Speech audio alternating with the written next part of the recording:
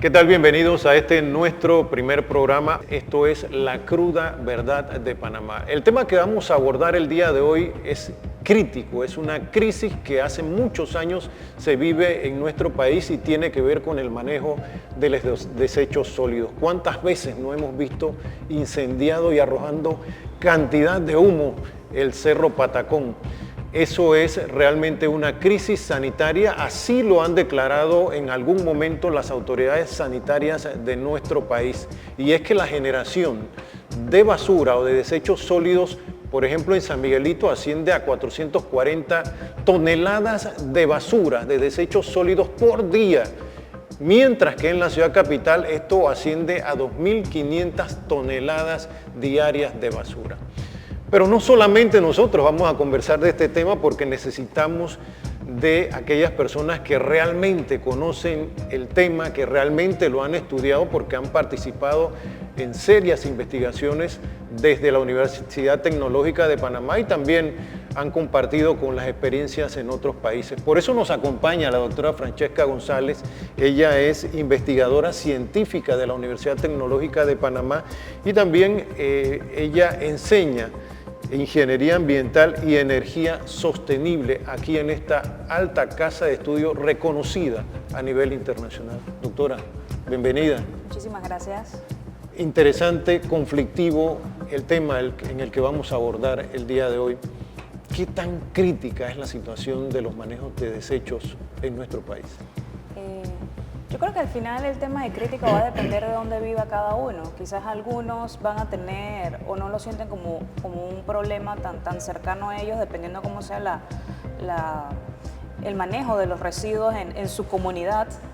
Pero hay otros donde las personas tienen los mini pataconcitos cerca de sus casas y que de alguna manera todas las alimañas les afectan en su día a día, los olores. Los que viven en estos barrios cada día pasan por sobre esta basura y los que no vivimos o los que no viven en estas áreas lo vemos cada día en las pantallas de televisión. Sí. Es una realidad, doctor. No, incluso si usted está manejando por ciertos lugares de la ciudad, usted se va a encontrar con que hay disposición de la basura de manera no adecuada y entonces eso nos afecta de alguna manera.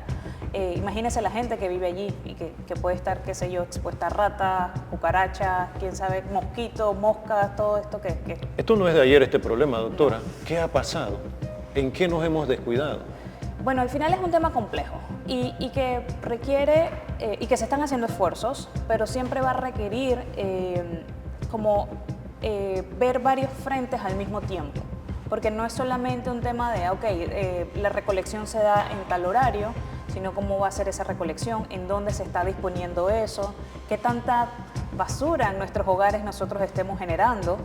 Eso es muy importante, entonces no lo podemos ver como que eso es un problema aislado o que una sola entidad se encarga de eso o solamente un gobierno local, sino que tiene que ser la interacción de varios actores al mismo tiempo y donde el ciudadano juega un papel muy importante. ¿A qué nos enfrentamos con esta situación, con esta crisis, si pudiéramos llamarla de esta manera? ¿A qué nos enfrentamos? Hay un problema sanitario, ya lo han dicho algunas autoridades. Correcto. Bueno, al menos si consideramos la parte del aire, el año pasado tuvimos un episodio fuerte de contaminación del aire, donde alcanzábamos niveles de 200 microgramos sobre metros cúbicos. Esto fue cuando se incendió Cerro Patacón. Sí, y donde toda la ciudad amaneció. Bueno, una de esas veces que se incendió. Correcto. ¿No? Sí, en ese momento alcanzamos niveles críticos. ¿O lo incendiaron, doctora, también? De nuevo, pudiésemos entrar en el debate y es interesante. Pero yo quiero que tengamos en claro que esto que ocurre en Panamá no es el único lugar donde ocurre.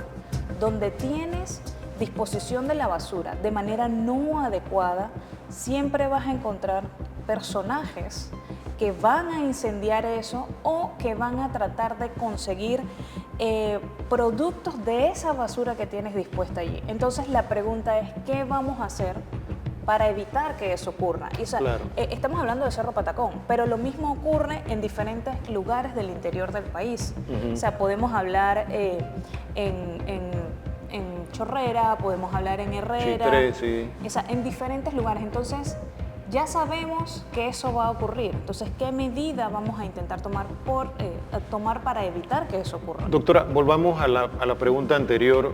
¿A qué nos enfrentamos? Usted hablaba de la contaminación del aire, producto de los incendios que se han provocado en Cerro Patacón. Las áreas adyacentes a Cerro Patacón se han visto perjudicadas con esta cantidad de humo, pero el humo ha llegado hasta Arraiján. Pero ¿qué decir del agua también, doctora? Sí. Ya hay estudios donde se ha encontrado que los lixiviados, productos de Cerro Patacón, van a la quebrada, ¿no? Correcto, van a la quebrada y que han alcanzado la cuenca del Canal de Panamá.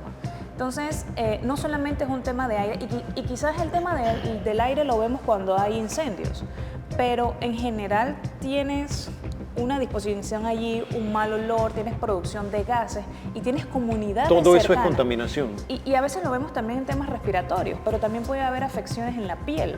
Y la gente está a veces haciendo, qué sé yo, sus necesidades básicas, qué sé yo, lavar los trastes o lavar la ropa, y están constantemente expuestos a ese tipo de contaminación. Ya esos problemas de piel y problemas respiratorios los hemos visto en la población que vive ahí muy cerca. Hablamos de Cunanega, hablamos también del Valle de San Francisco. Ahí en esa área ya, es más, hay un nuevo centro de salud que ha atendido a estos niños y a estas personas, niños más que nada, ¿no? Problemas de la piel, problemas respiratorios. Hagamos la separación o la definición, doctora, porque Cerro Patacón se inició como un relleno sanitario, o por lo menos ese era el objetivo, esa era la idea, pero ya no tenemos relleno sanitario. Hay un documento muy interesante de un autor, de un joven panameño que estaba estudiando en ese momento en Barcelona. Cuando se hace el diseño, cuando se dice, ok, esta es la capacidad que va a manejar este relleno sanitario, pero hubo un momento en que la población creció mucho más de lo que se esperaba o lo que se proyectó en ese momento. Entonces, lo que ocurrió es que entonces se empezó a recibir más basura de lo que se tenía contemplado y se tuvo que modificar porque de alguna manera los residuos se acomodan como en cerros o en pilas, entonces se tuvo que modificar esa altura. Pero cuando tú haces eso, una de las consecuencias que pudieses tener es que, claro, entre más altura, eso puede hacer que se derrumbe, por decirlo de alguna manera. Entonces, claro, la población creció más de lo que se esperaba, entonces se hubo una modificación. Pero en ese mismo documento sostienen, si mal no recuerdo, que el tiempo de vida del relleno era 2023 o 2022. O sea que si ya se tenían esas proyecciones, quizás se debe haber contemplado cuáles eran las siguientes alternativas para evitar o para buscar otro lugar donde disponer los desechos. O sea que ya se debió haber hecho ese traslado a otro lugar. Hay un documento, le digo, de un científico, pero no sé si el documento habrá tenido la difusión o si habrá quizás alguna parte de las autoridades habrán entendido de esa información. Este relleno entonces ya ha colapsado. Ya es el análisis que se hace, ¿verdad? El análisis, por ejemplo, que se deduce de ese documento, pero entiendo que después de la fecha se han hecho algunas cosas y que se están haciendo cosas. Hay que ver si eso que se está haciendo es suficiente, si de alguna manera estamos mitigando, o también ya estamos mitigando y proyectándonos para todo lo que viene. Aquí debo traer a colación, qué bueno que la actual administración de la Autoridad de Aseo Urbano y Domiciliario ha estado haciendo algunos movimientos y hemos pasado por ahí y como que vuelve a aparecer Cerro Patacón un relleno sanitario. En buena hora, ¿no? En buena hora, ojalá esto se prosiga y se ubique otro lugar en donde se pueda retomar este proyecto de relleno sanitario. Doctora, ¿qué alternativas tenemos en vista de la crisis que hay en Cerro Patacón? Aquí usted pudiera mencionarme, como me lo dijo anteriormente, la reciente visita que hizo a Segul, ¿no? Sí, a Incheon, un grupo de estudiantes, gracias a un proyecto financiado por la Senacid, yo, otros 2 docentes, fuimos junto a 6 estudiantes, visitamos diferentes lugares. Uno de esos, un lugar para un relleno sanitario que hay en Incheon, en Corea del Sur. Ellos reciben tanto la basura de ellos como la de Seúl y otro distrito que tienen allá. Y claro, parte de los procesos o que ellos tienen, ellos van descartando cuando se alcanzan esto que les digo, cuando se llega a cierta capacidad, entonces esas viejas instalaciones las reestructuran o las reacomodan de tal manera que cuando usted ve o de lo que pudimos observar, ya tienen canchas de básquetbol, tienen lugares donde hacen festivales dependiendo de la temporada, y entonces de esa misma basura o de esas reglamentaciones que ellos tienen allí, extraen energía que también les sirven para sus operaciones. Usted me decía que acá hay Sí, acá les traje un panfleto de esa visita o de lo que nos mostraron allá. Este es, por ejemplo, el lugar donde tenían ubicado al inicio esta área verde. Correcto. Ahora ya, es un parque, me decía usted. Sí, ahora ya es un parque porque ya alcanzó la capacidad que estaba estipulada. Entonces es un campo de golf y entonces, por ejemplo, tienen básquetbol. Después de allí, este es el área número 2, que ya están bien como alcanzó su capacidad y tienen un parque. Y este es el área número 3. En el área número 3 es donde ahora se están haciendo la disposición de los residuos. Y ellos nos comentan que los camiones que van a llevar la basura ya tienen que cumplir con cierta reglamentación, o sea, tienen que cumplir con la disposición que ellos están, la disposición o el tipo de basura que se supone que están desechando. Claro. Y si ellos no cumplen con eso, los vetan o, bueno, los multan primero o si no los vetan. Ahí ya pasamos a otro tema o a otra parte del tema que queremos abordar, pero antes de ir allá, doctora, segura, usted no se acuerda de lo que le voy a decir, porque usted es muy joven, pero antes se botaba la basura en Panamá Viejo. Ah, eso no sabía. Sí, antes se botaba la basura en Panamá Viejo. Eso, después de ahí se trasladó a Cerro Patacón, y eso, en ese lugar, en esa área donde se botaba la basura o se vertía la basura en Panamá Viejo, ahora es un caserío. O sea, lo que le quiero decir es que esto que hicieron acá en esta ciudad de Corea, aquí en Panamá se hizo en ese momento. Okay. Se hizo en ese momento. Es lo que yo recuerdo. Los amigos que estén pendientes de esta entrevista, por favor, desmiéntanos. @lacrudaverdad de Panamá. Allí pueden escribirnos y decirnos, hacernos comentarios con respecto a todo lo que se ha dicho aquí y esto que yo acabo de comentar también sobre el vertedero de Panamá La Vieja. Y que no es un problema nada más de la ciudad, porque también lo estamos viendo a lo largo en el interior de la República. Sí, que la gente o sea, tiene muchas quejas y que les gustaría también que se hiciera algo por eso, que a veces pensamos en la ciudad, pero en el interior del país también es un problema recurrente. El mismo problema. Doctora, pasamos al tema de reciclar, reutilizar y reducir. Usted también ha tenido experiencias en otros países con respecto a esto. ¿Esta sería una alternativa para nosotros los panameños? ¿Cómo debemos empezar esto? ¿En la escuela, en la familia? No sé, ¿cómo hacer? Sí, al final, y a mí siempre me gusta mencionarlo, y incluso ya las R se han expandido y son 5, porque se hace mucho énfasis, por ejemplo, en reciclar. Y bueno, de alguna manera también el tema de reusar, pero la parte de reducir es muy importante.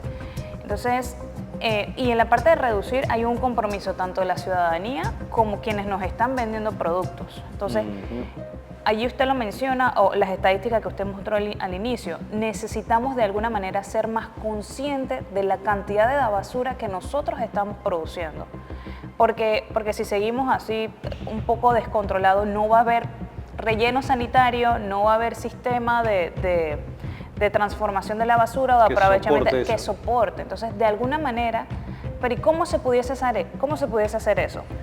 De alguna manera, controlar la cantidad de desechos que generamos.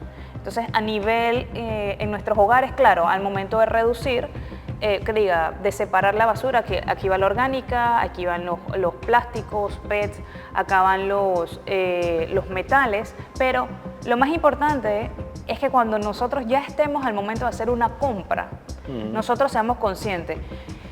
Y esto que yo estoy comprando, ¿cómo voy a hacer yo después para deshacerme de él? Entonces, o sea que además de los valores nutricionales, también debemos tomar en cuenta el envase. Claro, y ya quizás las empresas moverse a recipientes que consideren, bueno, ¿y cómo yo voy a generar o cómo yo voy a deshacerme de esto? Porque habrá en algunas circunstancias, por ejemplo, usted se compra el champú y entonces en vez de comprarse de nuevo una vasija nueva de champú, entonces sería algo para rellenar eso. Entonces, todo eso es como al final, y no comprar cosas como que, bueno, me lo pongo una vez o lo uso una vez y lo boto, sino tratar de que eso tenga otra utilidad. Dice que las abuelitas son las reinas en este sentido, porque al final las abuelitas le dan mucha utilidad a cosas que ya tienen. Exacto. Entonces, por ejemplo, los retazos, bueno, no se acuerdan los retazos de la ropa, colchas, ¿no? que hacen las colchas. Exacto. Eso es el ejemplo, yo pienso que uno de los ejemplos del tema de reusar, por ejemplo. Pero sí, tenemos que pensar... ¿Será que las polleras Congo también venían? Sí, será de allá, no sé, sí. Habrá que preguntarle a los que nos acompañan, sí. Y sería bueno si aprendiéramos de eso. Pero sí, tenemos que pensar en reducir, que bueno, hasta el momento tengo entendido que uno paga una tasa fija creo que es de acuerdo también a la zona donde viven, ¿sí, verdad? Pero bueno, esa sería la responsabilidad de cada ciudadano. ¿La autoridad qué tendría que hacer en este sentido? La autoridad marca el camino. La autoridad siempre va a decir por aquí es. Antes o hace unos años atrás nosotros no veíamos esta opción de las bolsas reutilizables. Ahora es una realidad. Y claro, siempre va a haber oposición y es así, pero entonces necesitamos que las autoridades, varios entes, se pongan de acuerdo y que dicten el camino. Y quizás, en algún momento se va a encontrar resistencia. Claro. Y va mucho aunado con la educación, porque a veces imponer y decir, bueno, esto es así por esto y ya, pero entonces eso, involucrar a la población y quizás fijarse metas. En 2 años tal cosa, en 4 años tenemos este objetivo. Y que no sea como un choque, pero todos debemos estar involucrados en esta solución, que es un problema que al final nos atañe a todos, porque a veces, o sea, la basura después que la sacamos de nuestros hogares ya deja de ser un problema. Pero no necesariamente ese es el caso, porque, repito, tenemos ratas, tenemos cucarachas, tenemos moscas, que todo eso afectan y de alguna manera puede incluso afectar nuestros alimentos y todo lo demás. Y además un tema estético, porque los extranjeros o los turistas lo dicen. Exacto, a mí, lastimosamente, una vez en un evento me dijo alguien extranjero que Panamá era muy chiquito para estar tan sucio. Qué feo, ¿verdad? Sí, y bueno, me quedé medio en shock, no supe cómo responder. Qué feo que le digan a uno eso en la cara. Estaba expresando su sentir y bueno, al final no supe cómo responder. Exacto, sí. Pero, o sea, al final es un tema de percepción y todo eso se lo están llevando y no solamente por el extranjero, por el turista, sino para que nosotros nos sintamos mejor con lo que nosotros tenemos, para que cuando vayamos a caminar una acera no esté la basura allí en la mitad y podamos, a veces los gusanos también, porque se me están quedando los gusanos y es desagradable el olor, porque hay un momento que quizás la gente se acostumbrará, pero quizás todos nos merecemos unos espacios más bonitos. Así es. Doctora, siempre se ha dicho que la basura, con la basura también se puede generar riqueza. El tema de la energía, por ejemplo, ¿qué más se puede hacer con la basura para no simplemente desecharla? Claro, dependiendo del tipo de residuos que estemos hablando, se pudiese extraer el metano que se produce, que es uno de los gases de efecto invernadero. O sea que si estuviésemos haciendo algún tipo de tratamiento con eso también ahorraría o ayudaría mucho a los objetivos de desarrollo sostenible. ¿Hay alguna experiencia internacional sobre eso? Sí, casualmente aquí les puedo comentar que, por ejemplo, en la planta que visitamos en Corea del Sur, dice que con la energía que ellos producen, a partir de esto, se alimentan 100.000 casas al año de energía, gracias a esa producción de metano, y que con esto se estarían ahorrando estarían sustituyendo 400.000 barriles de petróleo.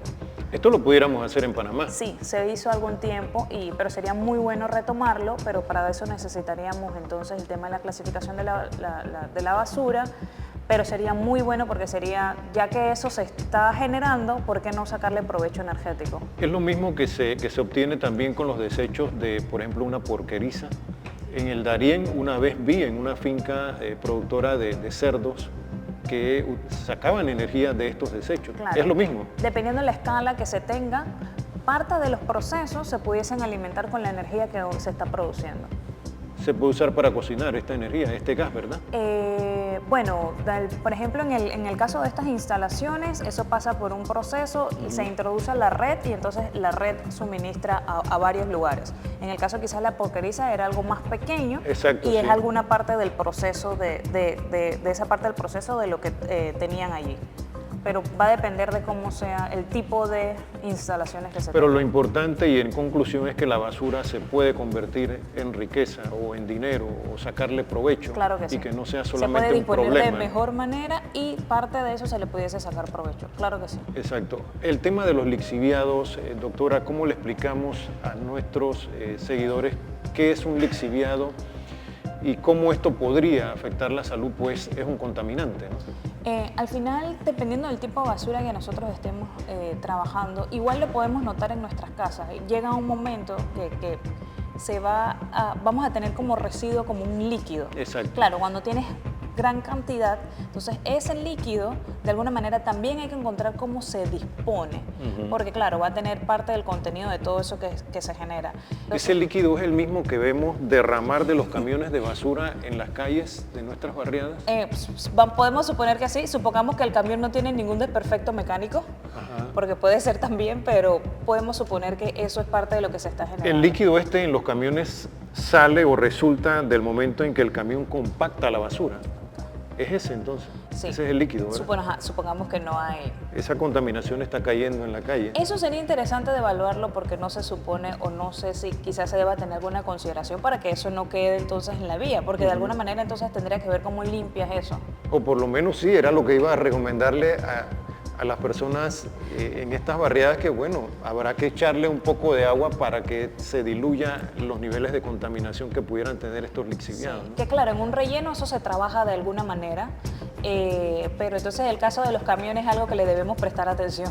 A los pataconcitos, ¿qué decir de los pataconcitos? Hay un serio problema con esto, ¿no? Usted lo mencionaba en las barriadas, más que nada. Sí, una de las cosas que conversábamos antes y que quizás es difícil, quizás se pudiese innovar o introducir la tecnología. Casi todas las familias, digamos, por casa, hay acceso a un teléfono. Entonces quizás si recibiéramos una alerta de, recuerda sacar la basura antes de tus residuos orgánicos antes de las 9 de la mañana, quizás pudieses ayudar a que la gente se acuerde de eso. Y entonces en el lugar donde se está dejando y que bueno, que el camión pase puntual, tener protecciones para que los perritos, los gatos... No rieguen la basura. No rieguen la basura porque entonces al camión se le hace muchísimo más difícil el tema de la recolección de la basura. Así es. ¿Usted diría que las autoridades locales serían las que tendrían esa responsabilidad de hacer ese llamado colectivo a la barriada, a la comunidad? Claro, yo pienso que esto tiene que venir como más de la comunidad local y después irnos,